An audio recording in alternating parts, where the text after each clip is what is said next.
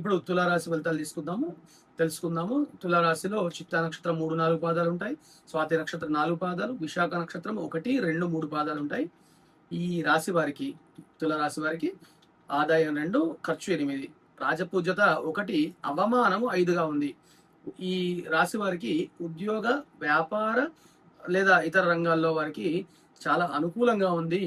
అదేవిధంగా శని 6వ ఇంట్లో ఉన్నాడు. అంటే రోగస్థానం శని ఉండడం వల్ల మీరు ఎక్కడైతే వృత్తి, ఉద్యోగ, వ్యాపార సందర్భాలలో పూర్తి వ్యతిరేకత ఉన్నా కూడా మీకు అనుకూలమైనటువంటి స్థితి ఏర్పడుతుంది. ఎవరైతే పోటీ పరీక్షలు ఉన్నారో వాళ్ళకి అనుకూలమైనటువంటి స్థితి ఉంది. అయితే జూన్ 2 నుండి అక్టోబర్ 31కి మధ్య కాలంలో గురువు 10th ప్లేస్లోకి సంచరించడం వల్ల వృత్తిలో కొన్ని మార్పులు వచ్చే అవకాశం ఉంటుంది. పని భారం పెరుగుతుంది. లేదా మీకు అంతగా ఇష్టం లేనటువంటి వ్యవహారాలు చేయాల్సిన పరిస్థితులు వస్తాయి. ఇది తాత్కాలికమే అని గుర్తుపెట్టుకోండి. భయపడకండి. కొంతకాలానికి మళ్ళీ అన్ని మార్పులు చెందుతారు. వ్యాపారస్తులకు ముఖ్యంగా డిసెంబర్ 6 లోపు, అంటే 11వ ఇంట్లో కేతు ఉన్నంత కాలము పెట్టుబడులు ఏదైతే పెట్టి ఉన్నారో వాటి నుండి భారీ లాభాలు పొందే అవకాశం ఉంటుంది. వీరి యొక్క ఆర్థిక పరిస్థితి ఆదాయం కన్నా వ్యయం ఎక్కువగా ఉంది, అంటే ఖర్చు ఎక్కువగా ఉంది. కాబట్టి ప్రణాళిక లేకుండా ఏ విధంగా డబ్బు ఖర్చు పెట్టకండి. చాలా ప్లానింగ్ గా డబ్బులు ఖర్చు పెట్టుకోండి. గృహ నిర్మాణము, వాహనాలు కొనుగోలు చేయడము, ఇంట్లో శుభకార్యాలు చేయడము, ఇలా చేసే పని మీకు ఉపయోగపడుతుంది తప్ప అనవసరమైనటువంటి ఖర్చు పెట్టకండి. అయితే భయపడాల్సింది ఏం లేదు. అనుకూలమైనటువంటి స్థితి ఏర్పడుతుంది.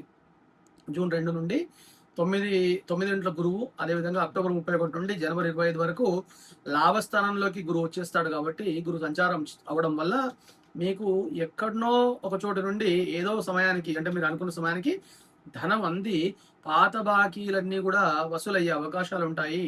కుటుంబ జీవితము మరియు వ్యక్తిగత జీవితం ఎలా ఉందంటే, వీళ్ళకి కుటుంబ జీవితము కొంచెం ఆనందదాయకంగా ఉంది. చాలా రోజులు బట్టి వెళితే ఏదైతే ఉంటుందో ఈ సంవత్సరం అది పూడిపోతుంది. జూన్ 2 లోపు 9వ ఇంట్లో ఉండేటువంటి గురువు వల్ల శుభకార్యాలు లేదా తీర్థయాత్ర చేసే అవకాశం ఉంటుంది. వీరి యొక్క తండ్రి నుండి సహకారం పూర్తిగా లభిస్తుంది. డిసెంబర్ 6 వరకు రాహు పంచమ స్థానంలో ఉండడం వల్ల సంతానం యొక్క చదువు ఇబ్బంది పడుతుంది. ఖచ్చితంగా జాగ్రత్తగా చూసుకోండి, వాళ్ళని మంచిగా చదివించండి. డిసెంబర్ 6 తర్వాత అర్ధాష్టమంలో రాహు మారినప్పుడు మీ అమ్మగారి లేదా మాతృవర్గం వారితో మాట పట్టింపులు వచ్చే అవకాశం ఉంటుంది. అంటే ముఖ్యంగా మేనమామలు వాళ్ళు ఉంటారు కదా, వాళ్ళతో ఆటంకాలు వచ్చే అవకాశాలు ఉంటాయి. వాళ్ళ మాట తీరుపై శ్రద్ధ వహించండి. ఇక ఆరోగ్యపరంగా తులరాశి వారికి ఈ సంవత్సరము కొద్దిగా అనుకూలంగా ఉందని చెప్పొచ్చు. ఊపిరి పీల్చుకోవచ్చు. చాలా రోజులు బట్టి బాలేదు వాళ్ళకి. 6వ స్థానంలో శని సంచారం వల్ల రోగ నిరోధక శక్తి పెరుగుతుంది. గత సంవత్సరం ఇబ్బంది పడ్డటువంటి అనారోగ్య సమస్యలు ఈ సంవత్సరం నెమ్మదిగా తొలగిపోయి బయటపడే అవకాశాలు ఉంటాయి.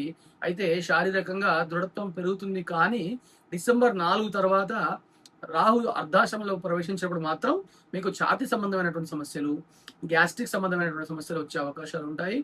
ఇక ఆహార నియమాలు పాటించండి. మాంసాహారాన్ని వీలైనంత వరకు తగ్గించుకునే ప్రయత్నం చేయండి.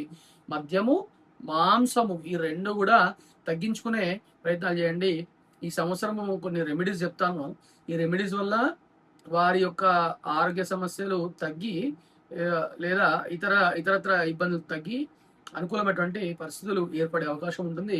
ముఖ్యంగా మీరు లక్ష్మీదేవి ఆరాధన చేయండి. ఎందుకంటే మీ రాశికి శుక్రుడు అధిష్టాన దేవతగా ఉంటాడు. శుక్రుడికి అమ్మవారు మూలంగా ఉంటుంది. కాబట్టి లక్ష్మీదేవిని ప్రతి శుక్రవారం నాడు తెల్లటి పూలతో అర్చించడము వల్ల ఆర్థిక ఇబ్బందులు తొలగిపోతాయి. అవకాశం ఉంటే పాల పదార్థాలు దానం చేయండి.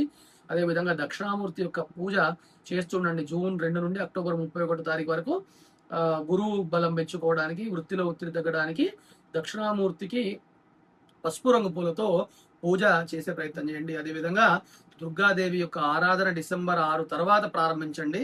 డిసెంబర్ 6 తర్వాత రాహు చతుర్థంలోకి వస్తాడు. కాబట్టి ఇంట్లో మానసిక అశాంతి ఏర్పడుతుంది. కాబట్టి మంగళవారం నాడు లేదా శుక్రవారం నాడు దుర్గాదేవి ఆలయానికి వెళ్లే ప్రయత్నం చేయండి. వీరికి ఈ సంవత్సరం అంతా కూడా అనుకూలమైనటువంటి ఫలితాలు ఏర్పడతాయి.